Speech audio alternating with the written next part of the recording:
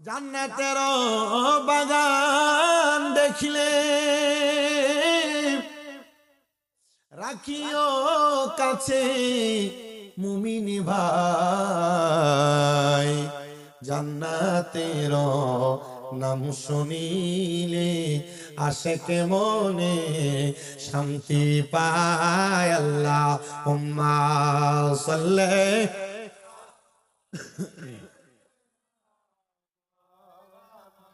মুহাম্মাদ ওয়া আলা আলি মাওলানা। আমার জঙ্গল বাড়ি এলাকার বাবারা বন্ধুরা গভীর মনোযোগ দিয়ে শুনেন। সাহাবায়ে কেরাম আমার নবীকে বলি, ইয়া রাসূলুল্লাহ, ওই জান্নাতে চিরস্থায়ী থাকবে তো তারা কারা? নবী আমার বলেন, রাদিয়াল্লাহু আনহুম ওয়া রাদু আন, যারা আল্লাহরে খুশি করছে তারা ওই জান্নাতে থাকবে। আমার আল্লাহ যাদের প্রতি খুশি হয়ে গেছেন তারা ওই জান্নাতে থাকবে। আপনারা বলেন, যারা আল্লাহরে খুশি করতে চায় এরা নামাজ পড়ে কি পড়ে না? যারা আল্লাহরে খুশি করতে চায় এরা রোজা রাখে কি রাখে না? যারা আল্লাহরে খুশি করতে চায় তারা দুনিয়াতে ভালো ভালো কাজ করে কি করে না? নবী আমার শিকাদার উম্মত কে জান্নাতি কে জাহান্নামী এটার পরিচয় আল্লাহ তাআলা দুনিয়াতে দিয়া দিবে। তুমি যদি জান্নাতে যাইতে চাও আমার আল্লাহ তাআলা তোমার জান্নাতের ঠিকানাটা দুনিয়ার জমিনে দিয়া দিবে। দেখবেন এই জঙ্গল বাড়িতে বহু মানুষ মারা যায়, মারা যাওয়ার সময় বিছানাতে প্রস্রাব করে দেয়, পায়খানা করে দেয়।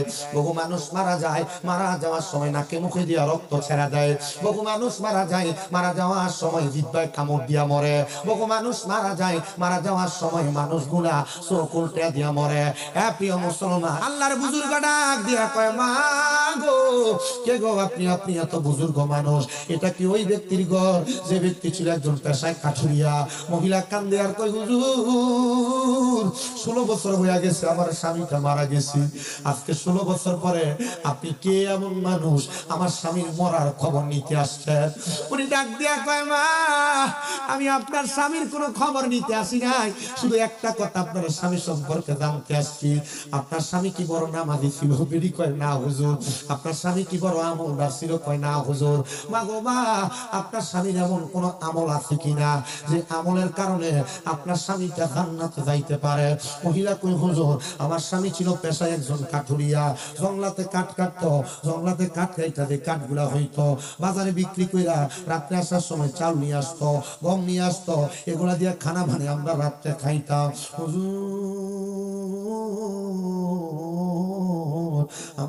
আমার স্বামী গো যখন ইন্তেকাল করে তার আগে আমার স্বামী আমার খানাগুলো আইনা দিয়া গোসল করে ওযু বানাইয়া আমাদের মুসল্লাটা বিছাইতো, বিছাই আল্লাহর কোরআন শরীফটা খুইরা কোরআন শরীফের দিকে ছায়া ছায়া কামতো। আমি একদিন আমার স্বামীরে জিগাইলাম, স্বামী গো, ও প্রাণের স্বামী, আপনারে তো কোনোদিন মুখ দিয়া কোরআন পড়তে শুনলাম না।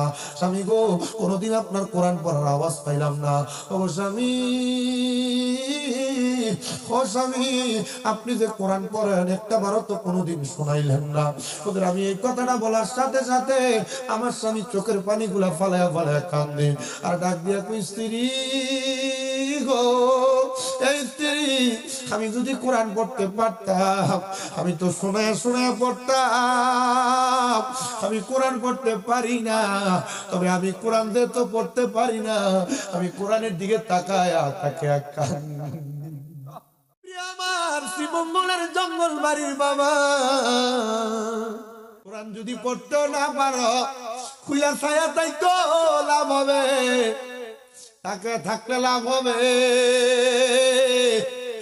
আর যদি ঘরে অ্যান্ড্রয়েড মোবাইলের মাধ্যমে কত কিছু তোমরা দেখো, আল্লাহর 30 পারা কোরআনটারে নামায়া কোরআন শরীফটা চালু কইরা কোরআনের তেলাওয়াত তুমি কান দিয়া শুইনো, হয়তো আমার আল্লাহ তাআলা এই তেলাওয়াত শ্রবণ করার মাধ্যমে তোমার জীবনের গুনাহগুলা মাফ কইরা দিবে। প্রিয় মুসলমান বুজুর্গ, মহিলাকে আমার স্বামীর একটাই ভালো কাজ ছিল, আমার স্বামী যখন অবসরে থাকতেন কোরআন খুলা খুলা শুধু তাকে তাকে কামতো। আল্লাহর ওই বুজুর্গ কয়, মা ঠিক আছে আপনাকে আমি বিরক্ত করলাম, আপনি আপনার মতো থাকেন। আল্লাহর ওই বুজুর্গ বাড়িতে যাইয়া 2 রাকাত নফল নামাজ পড়ছে, মুরাকাবা করছে। আল্লাহর ওই বুজুর্গ মুরাকাবা করছে, উনি মুরাকাবাতে ধ্যান করতেছে আল্লাহ যে কবরটা থেকে সুগ্রাণ আসে এই কবরের ব্যক্তি এমন ব্যক্তি কোন আমলের কারণে তার কবরের সুগ্রাণ তুমি একবার আমারে বুঝাও। মুরাকাবার ভিতরে কাঁদতে কাঁদতে বেহুশ হয়ে গেছে। বেহুশ অবস্থায় আল্লাহর ওই বুজুর্গ দেখলেন একটা সাদা পোশাক পরা, মাথার মধ্যে কাপড় দিয়া ঢাকনা দেওয়া একজন ব্যক্তি তার সামনে আগে আসতেছে। তার কাপড়ের উপর দিয়ে এমন একটা নূরের তাজাল্লি আসতেছে, ওই নূরের তাজাল্লিতে ওনার চোখের আলোতে চোখ মেলতে পারতেছে না। উনি জিজ্ঞাসা করে, কে আপনি? উনি বলে, যার কবর জিয়ারত করে এত শান্তি পাইছো নাকি গ্রাম পাইছো, আমি সেই ব্যক্তি। না কাট কাটতেন, আপনি শ্বাসমিক, আপনি কোরআন পড়তে কেউ আপনার মানা করছে? আপনি চা শ্রমিক, আপনি নামাজ পড়তে আপনার কেউ মানা করছে? হুজুর আমি তো মাঠে থাকি, আমি নামাজ পড়ার কোন সময় আদান দিয়ে আমি কাজ করি। আপনি আপনার গামছাটারে যদি চা বাগানে বিছায়া 2 রাকাত নামাজ পড়েন আপনার মানা করব? আল্লামা রুমি মসনবী রুমি কিতাবের মধ্যে লেখছেন, শুধু জুদশ রাহমাতাল লিল আলামিন মসজিদেও শুধু হামারা ये জমিন। দুনিয়ার জমিনের যে কোনো জায়গায় যদি বান্দা একটা মুসল্লা বিছায়া নামাজ পড়ে, বান্দার নামাজ কবুল হবে। কারণ আল্লাহ তাআলা আমাদের নবী রাহমাতাল লিল আলামিন নবীর উসিলায় এই জমিনের প্রত্যেকটা জায়গায় মসজিদ বানিয়ে দিয়েছে। এ প্রিয় মুসলমান, উনি ডাক দিয়া কয়, কে আপনি? আপনার পরিচয় কি? উনি বলে, আমার পরিচয় আমি কাঠুরিয়া, যার কবর জিয়ারত করে নাকের মধ্যে সুঘ্রাণ পাইছে আমি সে। বলে, ঠিক আছে, আপনি যেহেতু কাঠুরিয়া আপনি জান্নাত পাইলেন কেমনে? কয়, কোরআনের দিকে তাকিয়ে তাকিয়ে কান্না করার কারণে। আমি জানি না কার মা কবরে, কার বাবা কবরে কেমন আছে তোমরা জানো না। গান বাজনা নিয়ে ব্যস্ত থাকো, দুনিয়ার বাজে বাজে কাজগুলা নিয়ে থাকো। সন্তানের দম আম্মা আব্বা কবরে কেমন আছে তুমি জানো না। তোমার অপকর্মের কারণে মা বাপ কবরের আযাবের শিকার হয়। আল্লাহরে খুশি যদি করতে চাও, মা বাপরে খুশি করো, জান্নাত অবধারিত জান্নাত এমনি পেয়ে যাইবা। ও প্রিয় মুসলমান, আল্লাহর নবী বলেন, দুনিয়ার জমিনের মধ্যে কোন সন্তানের মা বাবা মারা যাওয়ার পরে ওই সন্তান যদি আল্লাহর দরবারে নামাজ পড়ে দোয়া করে আর বলে, রব্বির হামহুমা কামা রব্বায়ানি সগীরা ওয়া কুর রব্বির হামহুমা কামা রব্বায়ানি সগীরা, নবী আমার বলেন, উম্মত এমন ভাবে দোয়া করলে আমার আল্লাহ তাআলার ওই বান্দা যদি চোখের মধ্যে এক ফোঁটা মাছির মাথা পরিমাণ পানি ছেড়ে কান্দে, ওই পানি মাটিতে পড়া দিয়ে আমার আল্লাহ তার মা বাবার জীবনের গুনাহ মাফ করে দেয়। হ্যাঁ সন্তানেরা, আমি জানি না কার মা কবরে, কার বাবা কবরে, মা বাবা কবরে কেমন আছে সন্তান তুমি জানো না। শুধু দোয়া করবা, একটু পরে আখিরি মুনাজাত হবে, তোমার দোয়ার কারণে আল্লাহ তোমার মা বাপরে মাফ করে দিবে। কিন্তু মা বাবা দুনিয়াতে যাদের বেঁচে আছে এরা তো মা বাপরে বাদ দিতে চায় না, মা বাপরে অসম্মান করে, মা বাপরে ধমক দিয়ে কথা বলে। সন্তান তোমার পায়ের মধ্যে হাত দিয়া বলিও, সন্তানের দয়েরা তোমরা যারা মা বাপরে কষ্ট দাও, মা বাপরে আঘাত দাও, দাও তোমার পাও আমার সামনে দাও, আমি আমার জিহ্বা দিয়া তোমার পাও আমি পরিষ্কার করে দিব। তবু ওয়াদা করবা কোনদিন মা বাবার মনে কষ্ট দিবা না। মা বাবার মনে কষ্ট দিলে নামাজ পড়লে কবুল হবে না, ভালো কামাই করলে শান্তি পাবা না। মা বাবার মনে কষ্ট দেওয়ার কারণে আল্লাহর জান্নাত থেকে তুমি দূরে থাকবা। অনেক সন্তান এখানে আসো, কেউ যদি তোমাদের মা বাবার মনে কষ্ট দিয়া থাকো, মা বাবার পরিজাতে আঘাত দিয়া থাকো, সন্তানেরা ওয়াদা করবা এখান থেকে বাড়িতে যাইয়া মা বাবার পায়ে ধরে মাপ চাইবা। অনেকে চিন্তা করে, হুজুর 2 ঈদের সময় মা বাবার পায়ে ধরে সালামি তো করি না, আমি মাপ চাইবো কেমনে? আরে শুধু মাপ চাওয়া না, আমার দিকে তাকো, আমার দিকে। আমি শুধু মাপ চাই না, আমি মাঝে মাঝে সুযোগ যদি পাই আমার ঠোঁটগুলা দিয়ে আমি আমার মা বাবার পায়ে চুমা দিই। কেন দিই জানো? আল্লাহর নবী জানায়া দেয়, আম্মা আব্বার পায়ে চুমা দিলে আল্লাহর জান্নাতের চৌকাঠে চুমা দেওয়ার সওয়াব পাওয়া যায়। হ্যাঁ সন্তান রে, এ জঙ্গল বাড়ির মানুষ আম্মা আব্বা কবরে চুমা দেওয়ার কোনো সুযোগ নাই। অনেক সন্তানেরা চিন্তা করে, হুজুর যাদের বাড়িতে আব্বা আছে তারা বাড়িতে যাইয়া বাবার পায়ে ধরে মাপ চাইবো, আমার তো আব্বা নাই, আমি কার পায়ে ধরে মাপ চাইবো? হুজুর যাদের বাড়িতে মা আছে মার পায়ে ধরে মাপ চাইবো, আমার তো মা নাই, আমি কার পায়ে ধরে মাপ চাইবো? এ সন্তান, যাদের মা কবরে বাবা কবরে তারা শুধু আল্লাহর দরবারে দোয়া করবা, রব্বির হামহুমা কামা রাব্বায়ানি সগীরা ওয়া কুর রাব্বিরহামহুমা কামা রাব্বায়ানি সগীরা। ওই মা বাবা এত খুশি হইয়া যাইবো, এত খুশি হইয়া যাইবো। তোমরা তো দোয়া করো না রে, দোয়া করো না। দোয়া করলে মা বাপগুলা বড় খুশি হইয়া যায়, বড় খুশি হইয়া যায়, বড় খুশি হইয়া যায়। বেশি বেশি করে দোয়া কইরো। এমন অনেক সন্তান এখানে বসতে, হুজুর আমার আব্বা আমার নিজের রক্ত পানি করে মানুষ বানাইছে, আব্বা ফিরা লুঙ্গি পড়ছে, আমি সন্তানকে দামি জামা কাপড় পরাইছি, এখন আমার টাকার অভাব নাই, আব্বারে 500 টাকা দিয়ে কিনে একটা লুঙ্গি পরাইতে পারি না, কেমনে পরামো, আব্বা তো কবরে চলে গেছে। এমন অনেক সন্তান আছে, এরার মা এরারে বড় কষ্ট করে মানুষ করছে, এক বেলা খানা না খেলে বারবার কইতো খানা দি কাজ না, পেটটা দি পিঠের সাথে লাইগা রইছে। এখন 2-3 বেলা খানা না খাইলে কেউ একবার খবর নেয় না, কে নিব মা কবরে। মা সিরা জামাটারে সিরা কাপড়টারে সেলাই করে করে পড়তো, এখন মা কবরে। আমার কাছে টাকার অভাব নাই, আমি তো আমার আম্মা জানরে 1000 টাকা দিয়ে একটা কাপড় কিনা পরাইতে পারি না, কি হইব এই টাকা দিয়া? যদি এই টাকা পয়সা দিয়া মা বাপের শান্তি না করতে পারো, কি হইব তোমার সম্পদ দিয়া যদি তোমার মা বাপের শান্তি না করতে পারো? মনু কুরাইদার একটা মহিলা আমার নবীর কাছে এসে ডাক দিয়া কয়, নবী গো, ইয়া রাসূলুল্লাহ, ইয়া হাবিবাল্লাহ, আমার মা মারা গেছে, আমি আমার মা বাবার জন্য কি করতাম? আমার মা যে মারা গেছে, আমার মনে শান্তি লাগে না। আমার মা বাবা 1,00,000 দিরহামের উপরে সম্পদ দিয়া গেছে। নবী কয়, এ মহিলা, তুমি তোমার মায়ের জন্য পানি সদকা করো। মহিলা কই, আমি আমার নবীর কথা শুই না, একটা কূপ খনন করে দিছে আরবের মানুষের জন্য, মানুষ এটা থেকে পানি খাইতো, আর আমি মাঝে মাঝে স্বপ্ন দেখতাম আমার মা ঘুমের ভিতরে আইসা আমার মাথায় হাত বুলিয়ে দিত। আমি জিগাইতাম, গো মা, আপনি যে স্বপ্নে আমার মাথায় হাত বুলিয়ে দেন, কারণটা কি? কয়, জি গো, আমি এই কারণে তোর মাথায় হাত বুলিয়ে দিই, কারণ তুই ওই জান্নাতে ওই আরবে একটা কূপ বসে দেওয়ার কারণে আল্লাহ তাআলা আমি মারে জান্নাতের খানা খাওয়াইতাছি। বনু কুরাইজার আরেকজন ব্যক্তি আমার নবীর কাছে, হযরত উবাদা ইবনে সাবিত, সাদ ইবনে উবাদা রাদিয়াল্লাহু তাআলা আমার নবীর কাছে এসে ডাক দিয়া কয়, ইয়া রাসূলুল্লাহ, আমার মা মারা গেছে, আমি আমার মার জন্য কি করতাম? আমার নবী কয়, এ সাদ ইবনে উবাদা, তুমি তোমার মায়ের জন্য সদকা করো। সাহাবী ডাক দিয়া কয়, ইয়া রাসূলুল্লাহ, আমার একটা খেজুরের বাগান আছে মিকুয়াদা, ওই খেজুরের বাগানটা আমি আমার মার জন্য সদকা কইরা দিলাম, আপনি দোয়া করবেন আল্লাহ যেন আমার মারে মাফ কইরা দেয়। পরের দিন সকালবেলা সাদ ইবনে উবাদা কানতে কানতে আমার নবীর দরবারে আইছে, নবী গো, আমি স্বপ্ন দেখছি আমার মা জান্নাতে খানা খাইতাছে। আমার নবী কয়, সাদ ইবনে উবাদা রে, তোমার খেজুরের বাগান থেকে গতকালকে সন্ধ্যাবেলা ছোট ছোট 2টা ক্ষুধার্ত পাখি পাতা একটা খেজুর কামড়ায় কামড়ায় খাওয়ার কারণে আমার আল্লাহ তাআলা তোমার মারে জান্নাতে খানা দান করে দিছে। এখানে অনেকে আছেন মা নাই, অনেকে আছেন বাবা নাই, একজন সন্তানকে হাতটা তুলে কইবেন, হুজুর, আমার মা বাপ যদি থাকতো দুনিয়ায়, আমার মা বাপরে যদি আমি প্রতি মাসে ভাত খাওয়াইতাম, প্রতি মাসে আমার মা বাবার পেছনে আমার 1000 টাকা করে যদি খরচ হইতো, 1 বছরে 12,000 টাকা লাগতো। প্রিয় মুসলমান ইমানদার, শুনো, অন্তরের কান লাগা শোনা, আল্লাহ যে জান্নাত দিবে, ওই জান্নাত বড় সুন্দর। জান্নাতের একটা পরিচয় আমার আল্লাহ তাআলা বান্দারে দান করছে, দান করছে।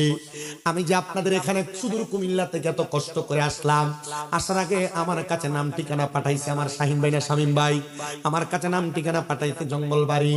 আমি আপনাদের ঠিকানা মোতাবেক গুগল ম্যাপসে তালাশ করেছি, তালাশ করে আস্তে আস্তে শ্রীমঙ্গল পর্যন্ত আসছি। এরপর আমার শাহিন সাংবাদিক ভাই সহ আমারে তারা যে আগায় নিয়ে আসছে। আমি শ্রীমঙ্গলের ঠিকানা জানি, নাম জানি, কিন্তু জঙ্গলবাড়ি এলাকাটা কেমন আমি জানি না। আমি আস্তে আস্তে বলতাছি রাস্তাটা যেমন ভাঙ্গাচুরা দেখা যায়, যদি এমন জানতাম তাহলে আইতে একটু চিন্তা করে আইতাম, কিন্তু না। ওই জান্নাত কেমন আপনি যদি জানেন, জান্নাতে যাওয়ার জন্য পাগল হয়ে যাইবা মুসলমান। বলে, হুজুর কেন গো, কেন জান্নাতে যাওয়ার জন্য পাগল হয়ে যাব?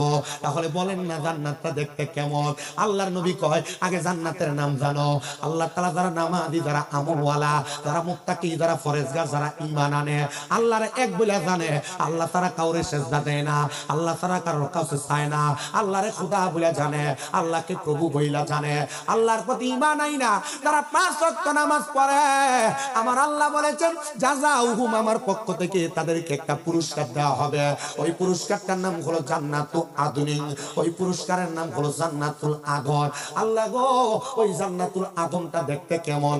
আল্লাহ কয় তাজরি মিন তাহতিহাল আনহার, ওই জান্নাত এত সুন্দর, এত সুন্দর জান্নাত, ওই জান্নাতের নিচে দিয়া আমার আল্লাহ তাআলা একটা নহর প্রবাহিত করছে। ইয়া রাসূলুল্লাহ, নবী ও মায়ের নবী গো, ওই নহর যে আল্লাহ প্রবাহিত করলো, ওই নহরটা কেমন নহর? এই যে মাসটার নাম হলো শাবান মাস, আরবি আগের মাসটা গেছে রজব মাস। আল্লাহর নবী কয় ওই মাসটা, ওই নদীটার নাম হলো রজব মাসের নামে রজব নদী।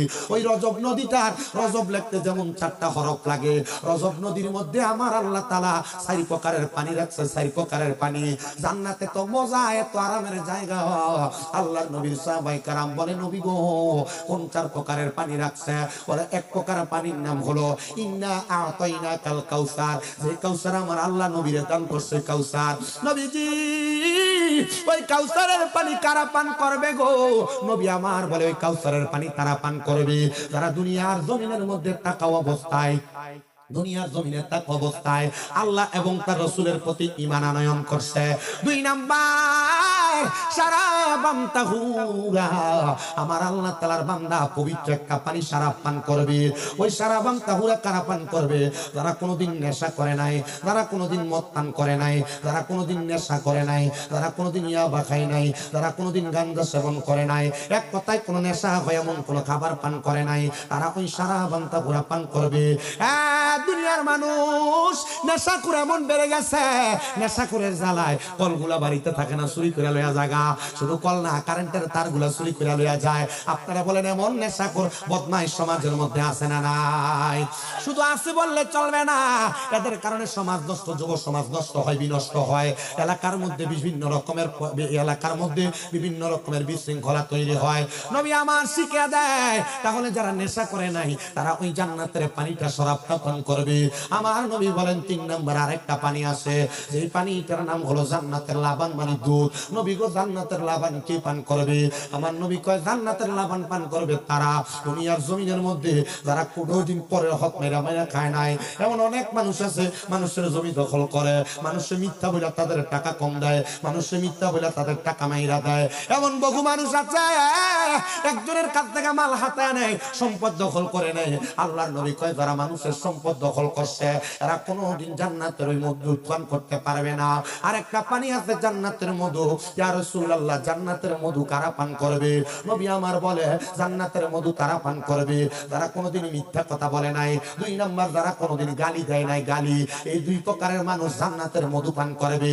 প্রিয় যুব সমাজ, প্রিয় মুরব্বীরা, বড়দার অন্তরালের মা, কোনোদিন একজন মুসলমান হইয়া অন্য মুসলমানরা গালি দিও না, একজন মুসলমান হইয়া একজন বিধর্মীরা গালি দিও না, মন্দ কথা বইল না, মিথ্যা কথা বইল না। ইসলাম ধর্ম এটা শিখায় না রে, শিখায় না, এটা শিখায় না। তুমি যদি গালি না দাও, মিথ্যা কথা না বলো, তাহলে জান্নাতের মধু তুমি পান করতে পারবা। জোরে জোরে বলেন সুবহানাল্লাহ। প্রিয় মুসলমান ইমানদার, শুনো রে, অন্তরের কান লাগিয়া শোনো, ওই জান্নাতের মধ্যে এত মহামূল্যবান পানি শুধু তোমারে পান করাবে না। আল্লাহর নবীর সাহাবায়ে কেরাম বলে, নবী গো ওই জান্নাতের মধ্যে কারা কারা থাকবে আর কতদিন থাকবে আপনি নবী একবার বলেন না? নবী আমার বলে জান্নাতের মধ্যে কতদিন থাকবে জানো? আল্লাহ ঘোষণা করেছে খালিদিনা ফিহা আবাদা, বান্দা জান্নাতের মধ্যে চিরস্থায়ী বাসিন্দা হয়ে থাকবে, জান্নাত থেকে বের হতে চাইবে না। আপনারা বলেন না বাবা আমরা ওই জান্নাতে সারা জীবন থাকতে চাই? কারা কারা ডান হাত করে আল্লাহকে দেখায় আর জবানটা করে জোরে একটা তাকবীর হবে। লাগবে না তো, মুখে দেন না। নারায়ে তাকবীর, আস্তে আস্তে। নারায়ে রিসালাত, আহলে সুন্নাত ওয়াল জামাত, আল কোরআনের আলো, আল হাদিসের আলো, দয়াল নবীর আলো।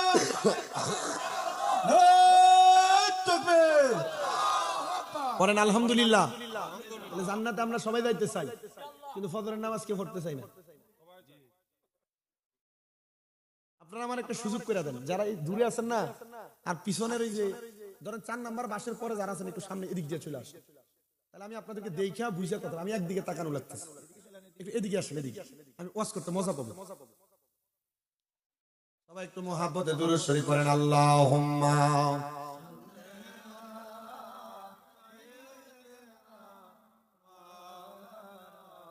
মুহাম্মাদ ওয়া আলা আলি সাইয়্যিদিনা। জান্নাতের বাগান দেখিলে রাখিও কাছে মুমিন ভাই, জান্নাতের নাম শুনিলে আশেকে মনে শান্তি পায়। আল্লাহুম্মা সাল্লি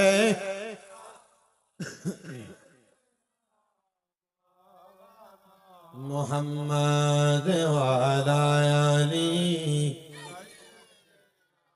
মাওলানা। প্রিয় আমার জঙ্গল বাড়ি এলাকার বাবারা বন্ধুরা গভীর মনোযোগ দিয়ে শুনেন। সাহাবায়ে কেরাম আমার নবীকে বলে, ইয়া রাসূলুল্লাহ, ওই জান্নাতে চিরস্থায়ী থাকবে তো তারা কারা? নবী আমার বলেন, রাদিয়াল্লাহু আনহুম ওয়া রাদু আন, যারা আল্লাহরে খুশি করছে তারা ওই জান্নাতে থাকবে। আমার আল্লাহ যাদের প্রতি খুশি হয়ে গেছেন তারা ওই জান্নাতে থাকবে। আপনারা বলেন, যারা আল্লাহরে খুশি করতে চায় এরা নামাজ পড়ে কি পড়ে না? যারা আল্লাহরে খুশি করতে চায় এরা রোজা রাখে কি রাখে না? যারা আল্লাহরে খুশি করতে চায় তারা দুনিয়াতে ভালো ভালো কাজ করে কি করে না? নবী আমার শিকাদার উম্মত কে জান্নাতি কে জাহান্নামী এটার পরিচয় আল্লাহ তাআলা দুনিয়াতে দিয়া দিবে। তুমি যদি জান্নাতে যাইতে চাও আমার আল্লাহ তাআলা তোমার জান্নাতের ঠিকানাটা দুনিয়ার জমিনে দিয়া দিবে। দেখবেন এই জঙ্গল বাড়িতে বহু মানুষ মারা যায়, মারা যাওয়ার সময় বিছানাতে প্রস্রাব করে দেয়, পায়খানা করে দেয়। বহু মানুষ মারা যায়, মারা যাওয়ার সময় নাকে মুখে দিয়া রক্ত ছেড়ে দেয়। বহু মানুষ মারা যায়, মারা যাওয়ার সময় জিহ্বায় কামড় দিয়া মরে। বহু মানুষ মারা যায়, মারা যাওয়ার সময় মানুষগুলা চোখ উল্টে দিয়া মরে। প্রিয় মুসলমান, এই মরণটা কিন্তু ভালো মরণ না, এই মরণটা বড় খারাপ মরণ। বলে হুজুর কেন খারাপ মরণ? কারণ আজরাইল যখন তাদের সামনে আসে দুইটা ফেরেশতা আসে নীল চোখওয়ালা, এদের চেহারা দেখে বান্দা ভয়ে বিছানাতে প্রস্রাব পায়খানা করে দেয়। শুধু তাই না রে, আজরাইল যখন সামনে আসে বান্দা আজরাইলকে বলার চেষ্টা করে, রে আজরাইল আমার রূহ তুমি এখন কবজ কইরো না, আমি মরার জন্য প্রস্তুতি গ্রহণ করি নাই। তখন জিহ্বাটা দুই দাঁতের মাঝখানে কামড় করে বান্দা ইন্তেকাল করে। ওই বান্দাটা শুধু ইন্তেকাল করে না, ওই বান্দাটা শুধু ইন্তেকাল করে না, ওই বান্দাটা চোখের ইশারা দিয়ে আজরাইলকে বলার চেষ্টা করে, ও আজরাইল আমার রূহ তুমি এখন এভাবে কবজ কইরো না, কারণ আমি এখনো মরণের প্রস্তুতি নিতে পারি নাই। ওই বান্দা আজরাইলের ভয়ঙ্কর চেহারাটা দেখা বান্দার রূহ কবজ করার সময় বান্দার চোখগুলা উল্টে যায়। আজরাইল যখন একটা মানুষের রূহ নেওয়ার জন্য ওই বান্দার বুকের মধ্যে হাত রাখে, বান্দার বুকের মধ্যে হাতটা রাখার সাথে সাথে বান্দার কাছে এত ওজন মনে হয়, ওই বান্দার কাছে মনে হয় পৃথিবীর সবচাইতে বড় পাথরটা মনে হয় তার বুকের উপর চাপিয়ে দিছে। হুজুর কি বলে?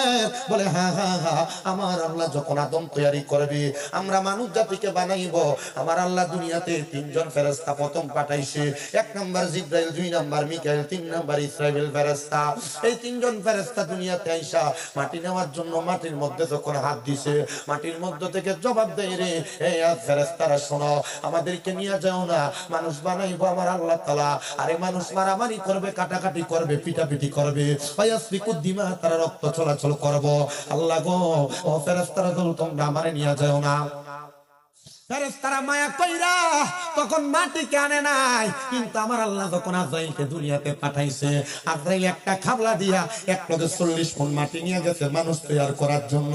আপনারা একটু জবাব দেন যে আজরাইলের হাতের মধ্যে 40 মণ মাটি আটে, ওই আজরাইলের হাতটা যদি আপনারা আমার বুকের মধ্যে রাখে, মুখটা তো সেপটা হইয়া যাওয়ার কথা, কথা কোন না ঠিক কিনা? ওই আজরাইল বান্দা তোমার মৌতের সময় রূহটা যখন টান দিয়া বাহির করবে, বান্দারে তোমার বুকের মধ্যে হাতটা রাখার সাথে সাথে তোমার গায়ের রগগুলা ঠাস ঠাস করে ছিঁড়া যাবে, হাতের রগগুলা ছিঁড়া যাবে, পায়ের রগগুলা ছিঁড়া যাবে। বান্দা তোমার বড় কষ্ট হবে, এত পরিশ্রম হবে। বান্দা শুনা রে, এত পরিশ্রম হবে, রক্ত চলাচল করতে পারবে না। বান্দা যখন তোমার রক্ত চলাচল করতে পারবে না, রক্তগুলা নাকে মুখে দিয়া বের হইয়া যাবে। নবীজি মরণের এমন কষ্ট তো আমরা সহ্য করতে পারবো না, আপনার কাছে বড় ভয় ভয় লাগে, কেমনে জানি আমরা মরবো। আশিক রাসূল মুসলমান শুনো রে, ওই কঠিন মরণ তোমরা সহ্য করতে পারবা না, কিন্তু মরার কথা স্মরণ করে নামাজ তো পড়ো না, মরার কথা স্মরণ করে ইবাদত তো করো না। সেগুলোকে আমরা মরণের কতদিন বাকি আমি জানিলাম না গো আল্লাহ, মরণের কতদিন বাকি আমার, মরণের কতদিন বাকি আমি জানিলাম না গো আল্লাহ, মরণের বাকি। হঠাৎ আজরাইল আসিয়া যেদিন হস্তে দিবা ধরি, তখন আমার মন পাখি করবে নৌকা চুরি আমি বুঝিলাম না গো আল্লাহ, মরণের কতদিন বাকি। আমরা হায়াত হইল হাতে বাইরে, মৌত হইল পায়ে, যেই জায়গায় যার মরণ লেখা সেই জায়গায় সে মরে আমি বুঝিলাম না গো আল্লাহ, মরণের কতদিন বাকি। প্রিয় মুসলমান, রুহুটা নিবে এত কষ্ট দিবে রে, একটা জীবিত ছাগল রে বকরি রে লটকা দিয়া জবাই করা ছাড়া সামনাটা টাইনা টাইনা ফিরা ফেললে একটা বকরির যত কষ্ট হবে, একটা ছাগলের যত কষ্ট হবে, একটা বেঈমান বেআমল একটা বেনামাজির এত কষ্ট হবে। শুধু কষ্ট হবে না, বান্দার দেহটা জমিনে পড়ে থাকবে, বান্দার রূহ নিয়ে আজরাইল চলে যাবে। রূহ নিয়ে যখন যাবে, রূহ আজরাইল আলাইহিস সালাতু ওয়াস সালাম রে প্রশ্ন করব, এ আজরাইল আমার রূহ কেন এত তাড়াতাড়ি নিয়ে যাও? তুমি যদি জানতা আমার আল্লাহ তাআলা আমার জন্য কত যন্ত্রণাদায়ক শাস্তি রেডি করে রাখছে, তাহলে তুমি আমার এত তাড়াতাড়ি নিয়ে যাইতা না।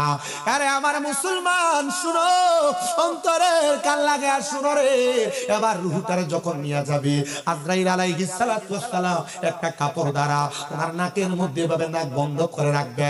রূহটা নিয়ে প্রথম আসমানের দিকে যাবে, আসমানের দরজার মধ্যে ফেরেশতারা দলে দলে দাঁড়ানো থাকবে। ওই ফেরেশতাগুলা শুধু দলে দলে দাঁড়ানো থাকবে না, বান্দার রূহটার দিকে তাকায় তাকায় ফেরেশতারা থু থু থু থু নিক্ষেপ করবে। নবী গো কেন কেন কেন থু থু নিক্ষেপ করবে আপনার কাছে জানতে চাই।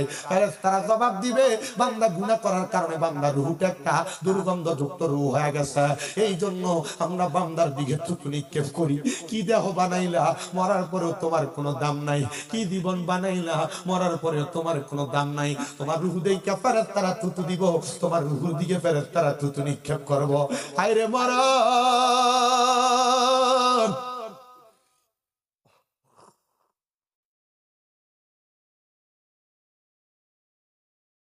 ওই মরণ বড় কঠিন রে। রুহুনিয়া যখন আজরাইল চইলা যাইব, আসমানের ডাইনের বামের সামনের দরজা বন্ধ,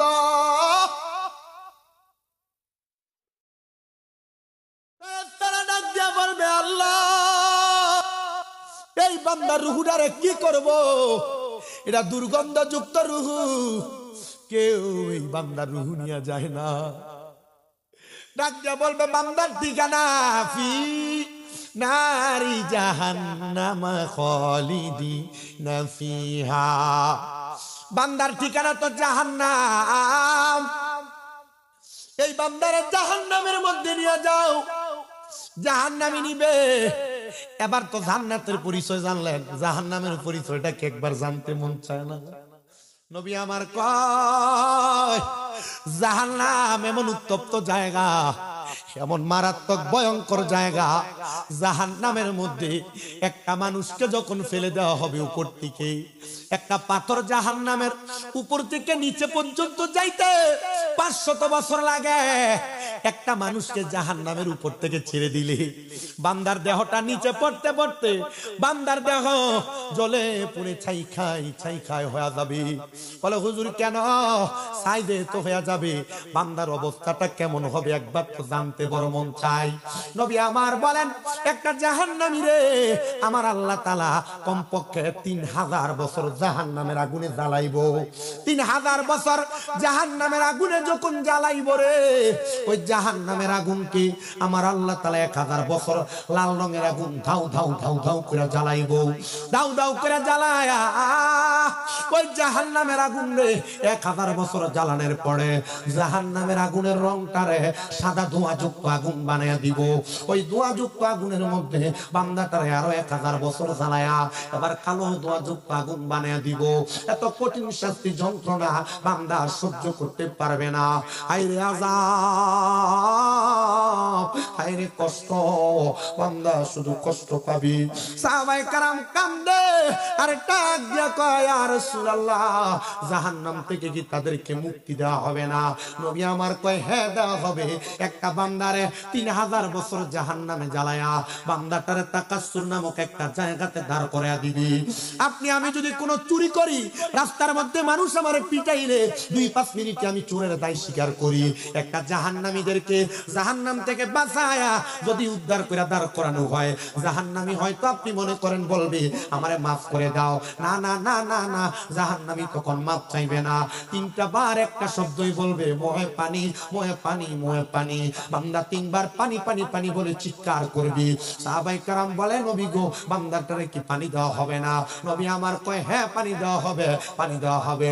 নবী গো, কিসের পানি দেওয়া হবে? বলে হাদিস শরীফে কয় তিনাতুল খাবাল। ওই পানি হলো অন্য জাহান্নামীদের রক্ত আর পুষ্কে লোহার একটা পাত্রে আগুনে গরম কইরা ওই পাত্রের মধ্যে দেওয়া হবে।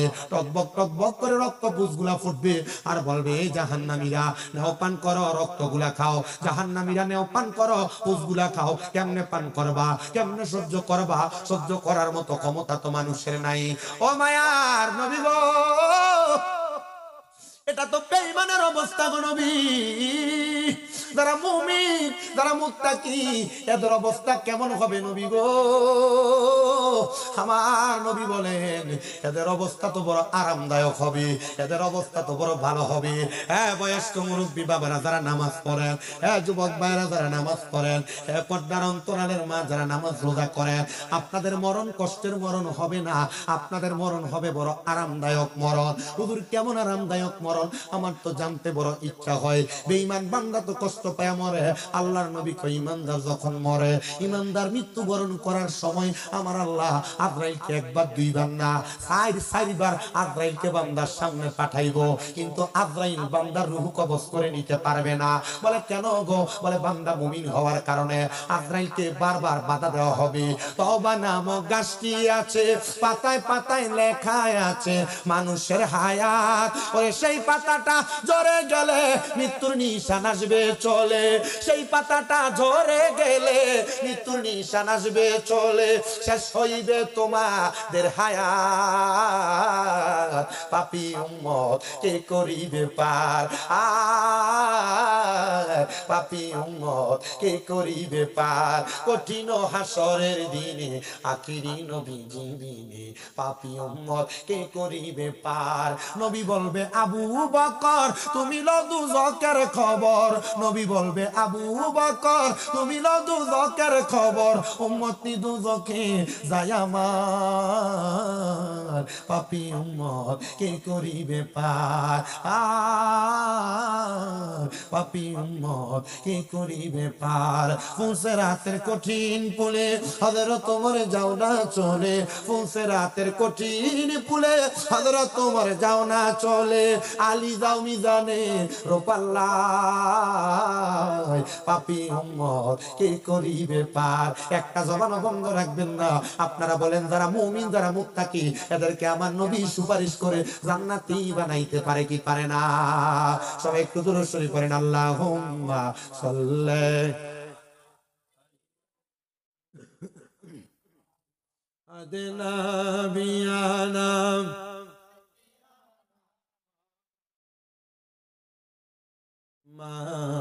আল্লাহুম্মা সাল্লি আলা মুহাম্মাদ নবিয়ানা শাফিয়ানা মাওলানা। প্রিয় মুসলমানেরা শোনো, তাহলে যারা নামাজি, যারা রোজাদার, যারা মুমিন, যারা সত্য কথা বলে, যারা হালাল খাবার খায়, এর কাছে আজরাইল আসবে কয়বার? জোরে কন্যা কয়বার? কথা বলতে কষ্ট হয়, কষ্ট হওয়ার কথা, ঠান্ডা পড়ে। আর বিশেষ করে পাহাড় যেহেতু, চা বাগান, ঠান্ডা লাগারই কথা। আমি নিজে বাক হয়ে গেছি, এমনি তো জার্নি করে আসছি, আইসা মনে হয় যে আমার আব্বা, আপনাদের এটা তো বাংলাটাতে এটা মনে হয় যে একটু কি লুচি মনে হয়, দুইটা খুব কষ্ট হচ্ছে।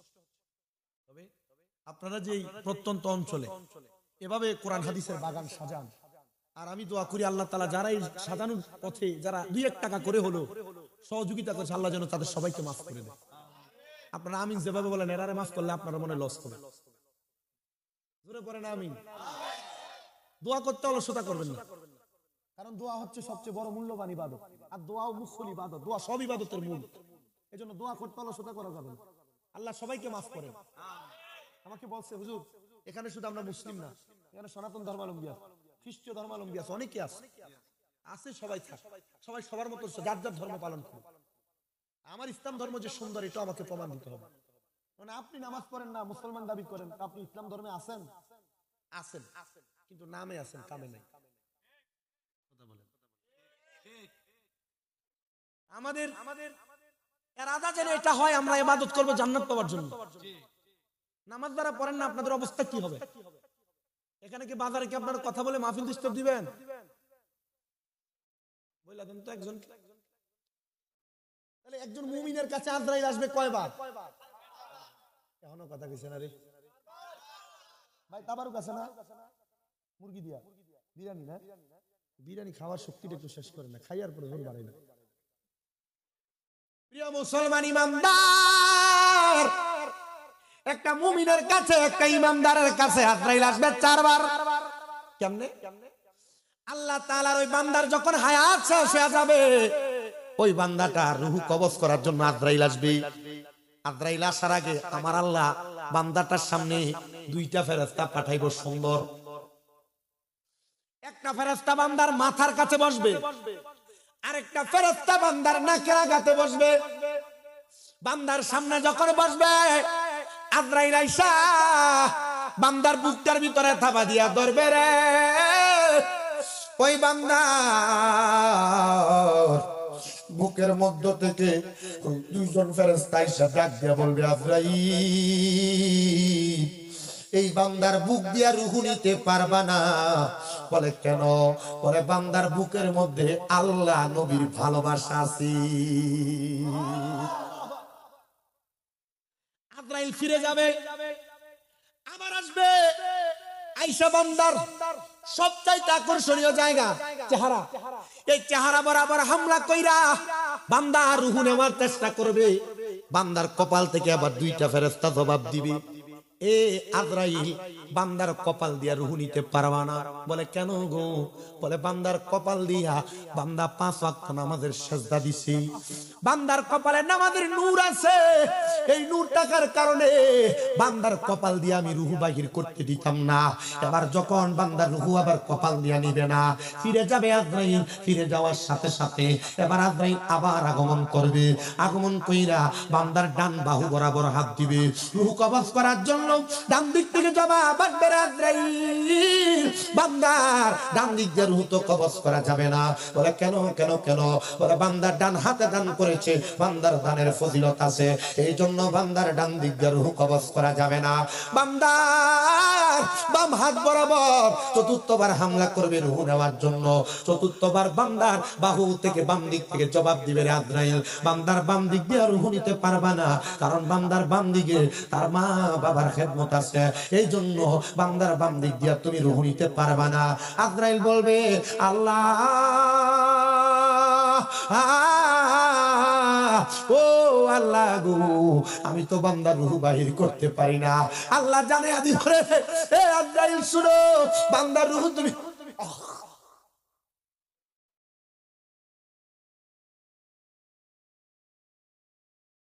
বান্দার রূহ তুমি কেমনে কবজ করবা? বান্দা তুই ইমানদার, বান্দা তুই মুমিন, এই বান্দার রূহ তুমি কবজ করতে পারবা না। অপেক্ষা করো, বান্দার মরণ যেহেতু লেখা আছে, বান্দা মারা যাবে, তবে তুমি অপেক্ষা করো। মুমিন বান্দা, নামাজি বান্দা, মুত্তাকি বান্দা যতক্ষণ পর্যন্ত কালেমা না পড়বে ততক্ষণ পর্যন্ত বান্দা মরণের স্বাদ গ্রহণ করবে না। অল্প কিছুক্ষণ পরে ওই দুইজন ফেরেশতা বান্দার নাকের আগার কাছে মেশক আম্বরের একটা গ্রান লাগিয়ে দিবে। ওই গ্রানটা বান্দা নাকের কাছে পাইয়া ঘুম থেকে জাগ্রত হয়ে যাবে। বান্দা চোখ খুইলা বলবে, জান বান্দাটা দেখবে বান্দার সামনে জান্নাতি একটা আপেল ধরে রাখা হয়েছে। বান্দা তখন দেখবে জান্নাতি আপেলের মধ্যে লেখা কালিমে তৈয়বা লা ইলাহা ইল্লাল্লাহু মুহাম্মাদুর রাসূলুল্লাহ সাল্লাল্লাহু আলাইহি ওয়াসাল্লাম। জোরে জোরে বলেন আল্লাহু আকবার। ওই কালিমা বান্দা পড়বে, ওই কালিমা পড়ার সময় বান্দার জবান দ্বারা একটা বাতাস বের হবে। ওই বাতাসের মাধ্যমে বান্দার রূহটা কবজ করা হবে। বান্দা কি টের পাবে না? আর খবর তো জানেন, আগে যে বেঈমান মরছে প্রস্রাব পায়খানা কইরা দিছে, জিহ্বায় কামড় দিয়া দিছে, নাকে মুখে দিয়া রক্ত ছেড়ে দিছে, চোখ উল্টিয়া দিছে। আল্লাহর নবী কয় মুমিন বান্দা টের পাবে না রে, টের পাবে না। মুমিন বান্দা রূহটা যখন কবজ করবে, একটা ছোট্ট বাচ্চা দুধের জন্য কান্না করলে ওই বাচ্চার মা তার মুখের মধ্যে মাথার মধ্যে হাত বুলিয়ে দিলে বাচ্চা যেমন কান্না বন্ধ করে আরামে ঘুমায়া যায়, মুমিন মুত্তাকি বান্দা তেমন ভাবে ঘুমায়া যাবে। মরার কষ্ট টের পাবে না, টের পাবে না। বান্দা রূহ নিয়ে যাবে। রূহটা যখন কবজ করা হবে, বান্দার রূহটা নিয়ে যখন আজরাইল যাবে, এবার মুমিন বান্দার রূহটা ডাক দিয়া বলবে, রে আজরাইল, আমার রূহ কেন তুমি এত আস্তে আস্তে নিয়ে যাও? তুমি যদি জানতা আমার আল্লাহ আমার জন্য কত মহা মূল্যবান পুরস্কার রেডি করে রাখছে, তাহলে তুমি আমার রূহটা এত আস্তে আস্তে নিয়ে যাইতা না। কেমন মহা মূল্যবান পুরস্কার জানো? এমন সুন্দর একটা জান্নাত আল্লাহ তাআলা রেডি করে রাখছে, যেই জান্নাতের দেয়ালগুলো আমার আল্লাহ একটা স্বর্ণের ইট একটা রূপার ইট দিয়া, মাঝখানে লাল ইয়াকুত পাথর জামারুত পাথর দিয়া আল্লাহ তাআলা ওই জান্নাতটারে সুন্দর করে বানাইছে। জান্নাতি বান্দাটা জান্নাতে প্রবেশ করার সাথে সাথে আমার আল্লাহ তাআলার ফেরেশতারা আহলান ওয়া সাহালান মারহাবান মারহাবান দুয়ুফুর রহমান বলে স্বাগতম জানাবে। আর মাছের কলিজা দিয়া জান্নাতীদেরকে আমার আল্লাহ তাআলা মেহমানদারি করবে। জান্নাতীদের প্রথম খাবার হবে মাছের কলিজার মেহমানদারি। এত আরামের খানা,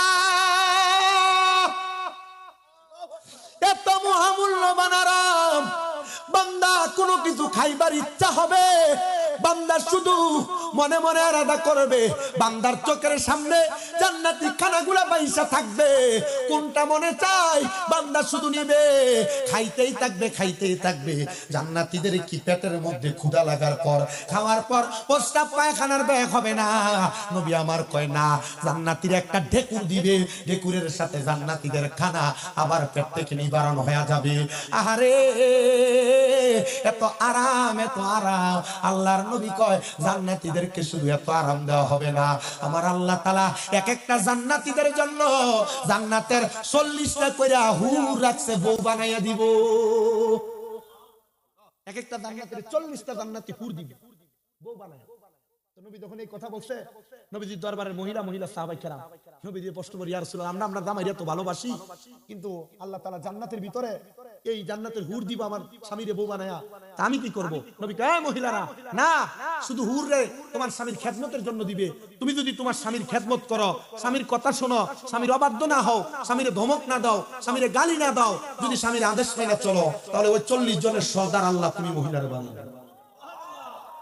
আচ্ছা, আপনারা যারা বউ মারেন কফিনা, আচ্ছা এই বেরি যদি জান্নাতের হুরের সর্দারিনী হয়, আপনি যদি কোনোদিন ভুলে যদি বউরে একটা ঘুষি আর কিল দিয়া থাকেন, বেরি যদি জান্নাতে যায় 40 জনের কয় তোমরা একটা একটা করে মারো, মারছেন একটা, তারা একটা করে মারলে 40টা খাওয়া লাগে।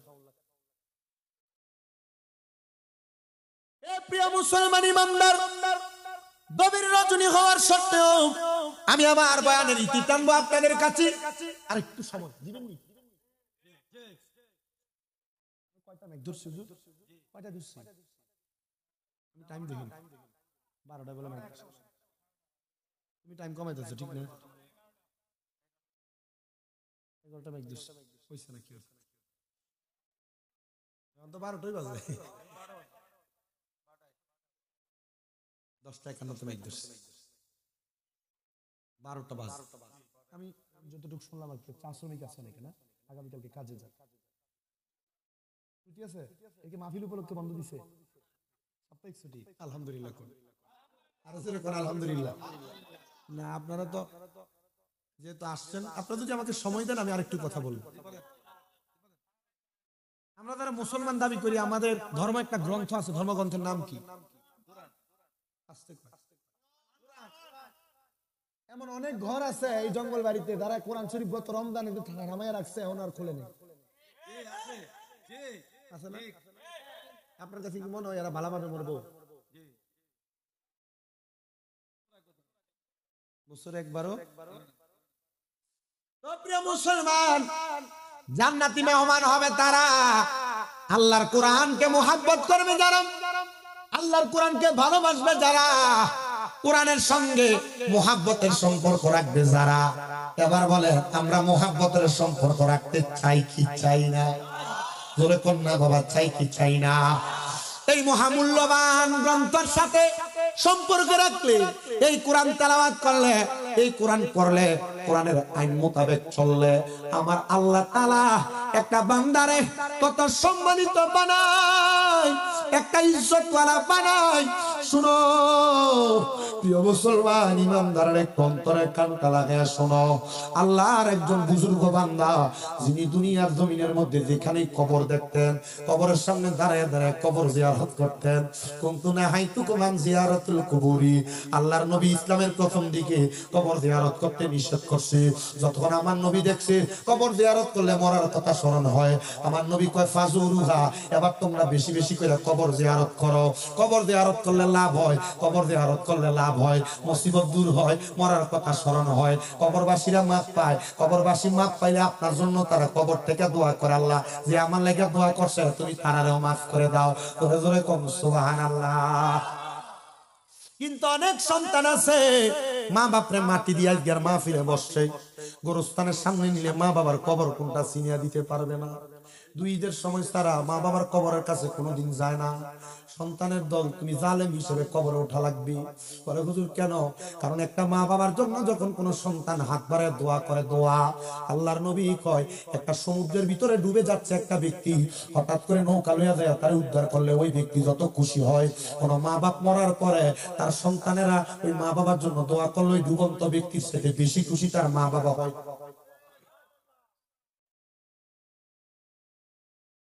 ওই বুজুর্গ ব্যক্তির কাজ ছিল যেখানে কবর দেখতেন জিয়ারত করতেন। সূরা ফাতিহা, সূরা ইখলাস 3 বার, লা ইলাহা ইল্লাল্লাহ, সুবহানাল্লাহ, আলহামদুলিল্লাহ, সূরা তাকাসুর, পারলে সূরা ইয়াসিন, পারলে সূরা ওয়াকিয়া, পারলে সূরা নাবা, পারলে সূরা রহমান, এগুলা পয়রা পয়রা কবর জিয়ারত করতাম।